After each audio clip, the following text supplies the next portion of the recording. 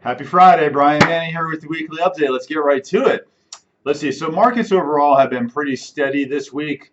We've really seen the Federal Reserve, who is in full bailout mode, and part of their bailout is purchasing mortgage-backed securities. They really have been just very consistent in how much they're buying as far as mortgage-backed securities are concerned.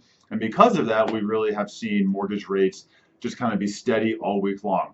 One thing to make note of is that the Federal Reserve is not buying mortgage-backed securities for high balance conventional loans. And what that means is that there are certain areas across the U.S. that can exceed the 510 400 loan amount and still be considered a conventional mortgage. And the Federal Reserve is not buying those in their process of acquiring mortgage-backed securities right now. And because of that, high balance mortgage rates are significantly higher than a regular conventional loan. So if you have a buyer that you're working with, or maybe in that high balance jumbo range, give me a call. There's some good strategies that will really help them figure out what their options would be.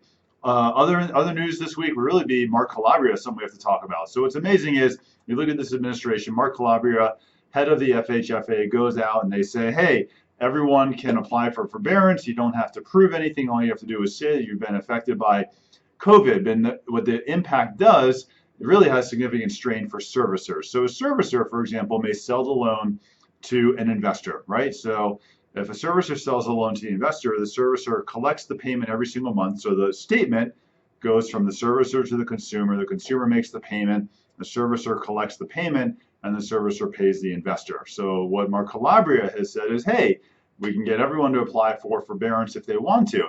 And regardless of the servicer getting paid or not, the monthly payments from the borrower, the servicer still needs to make a payment to the investor. So every time a borrower doesn't make a payment on their mortgage, the servicer still has to pay the investor. So right now, with what's happening, the servicers are really getting stuck holding the bag because Calabria is just basically giving them no sympathy. You know, it's really not their fault. The servicers haven't done anything wrong to get into this situation. They have nothing to do with this virus, and the servicers are basically being told, hey, screw you, you know, go give forbearance to everyone that you need to. When your borrowers don't pay, that's your problem to deal with, and you still need to go pay the investor because that's not your job. And it's really jeopardizing the mortgage industry right now, and it's really sad to see that the administration and the head of the FHFA are fully disconnected from what's happening in the housing market right now and how this is negatively impacting servicers. So I don't mean to be a Debbie Downer here, but this is definitely something that we're dealing with.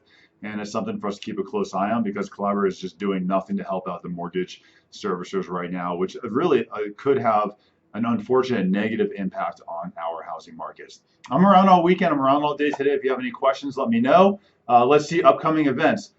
Cooking class tonight at 6:45, Facebook online. Find me on there. Shoot me a text if we're not friends on Facebook, or find me on there. Send me a friend request. It's going to be amazing.